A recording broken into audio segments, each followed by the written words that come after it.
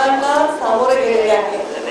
मला भेटल्या आता आमचे भाऊ लक्ष्मण रडायला लागले. म्हणजे लक्ष्मणदादा का रडताय? बोलला काही 4 लोकांनी आत्महत्या केल्या तुमच्या पराभवानंतर. हे मला बघून रडू येते. ही परिस्थिती हाताळत असल्यामुळे मी असा विचार केला की ह्याला कुठले राजकीय वळण नाही लागलं पाहिजे. मी फक्त माझ्या वंचित लोकांसाठी लढणाऱ्या माझ्या भावांकडे जाऊन त्यांच्या म्हणणं काय ते ऐकते आणि ते सरकारच्या समोर मांडण्यासाठी त्यांना मी शब्द देते. आणि असं मी म्हणत असताना सरकार आलं, कारण धनुभाऊ हे कृषी मंत्री आहेत, पालकमंत्री आहेत बीड जिल्ह्याचे. त्यामुळे आता सरकारला मला तिकडे जाऊन म्हणण्याची गरज नाही. मी धनुभाऊला सांगते की सरकारकडे म्हणणं आम्ही तुमच्या माध्यमातून मांडणार आहोत. आज आमचे मुंडे साहेब आमचे ज्येष्ठ मार्गदर्शक, आम्ही जन्मल्याच्या आधी ते आमदार झालेले तेव्हापासून ते काम करतात. आज यांचं म्हणणं ऐकावं सर्वांनी ही सर्वात महत्वाची माझी मागणी आहे. आंदोलन या राज्यात देशात कोणीही करतं, लोकशाही त्यांचा अधिकार आहे. या आंदोलनाला कायद्याच्या चौकटीत बसून कसा न्याय देणं हे सरकारचं कर्तव्य आहे. त्यामुळे प्रत्येक आंदोलनाला न्याय देण्यासाठी त्या आंदोलनांना तेवढं सन्मान देण्याची आवश्यकता आहे आणि त्याला गांभीर्य देण्याची आवश्यकता आहे. मग इथे कमी द्यावी. मला असं वाटलं की इथे सुद्धा मोठ्या मोठ्या नेत्यांनी येऊन यांचं ऐकलं पाहिजे आणि यांना न्याय देण्याची भूमिका घेतली पाहिजे. मी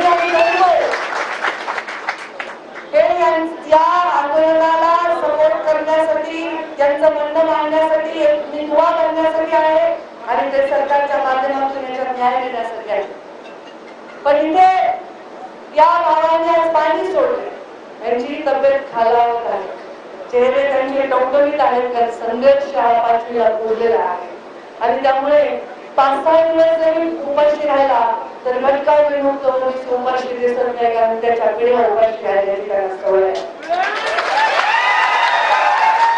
विकासापासून वंचित डोंगर कपाळात जाऊन जीवन बनवणारा हा माझा समाज आहे. वंचित असा समाज, या समाजाचे काय आवाज आहे, आवाज ऐकायलाच पाहिजे सरकारने, असा माझा आग्रह.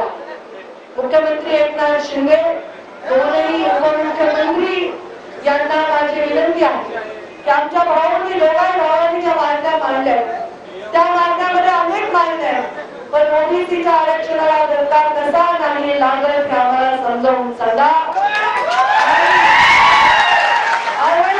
पद्धतीने जर सर्टिफिकेट ओबीसीचे दिले जात असतील तर त्याचा एक श्वेतपत्रिका काढून त्याच्याबद्दल निर्णय घ्यावा ही साधी मागणी आहे त्यांची. मला आठवतं मी पण पत्रकार परिषद घेतली तेव्हा हेच म्हटलं, वंचित समाजाला वैध पद्धतीने दिला गेलेला हक्काला आमचा विरोध नाही, मनाच्या आरक्षणाला आमचा विरोध असल्याचं कारण नाही, परंतु चुकीच्या पद्धतीने जर सर्टिफिकेट दिले जात असतील, चुकीच्या पद्धतीने जर ओबीसीच्या आरक्षणाला धक्का लागत नाही असं म्हणलं जात असेल तर याच्याबद्दल यांचं समाधान, तुमचं समाधान, माझं समाधान करणारे उत्तर सरकारने द्यावं आणि या दोघांच्या तोंडामध्ये पाणी घालून त्यांना उपोषण सोडवण्यासाठी इथे सन्मानाने यावं अशी माझी मागणी आहे. मी माझ्या हातून थोडं असं म्हणायला आलं नाही, माझी तेवढी पात्रता नाही, मी तेवढी मोठी नाही. सरकार म्हणून मी तुम्हाला विनंती करते की ज्या सन्मानाने उपोषण या राज्यात सोडले जातात त्याच सन्मानाने या दोघांचं उपोषण सोडलं जाईल.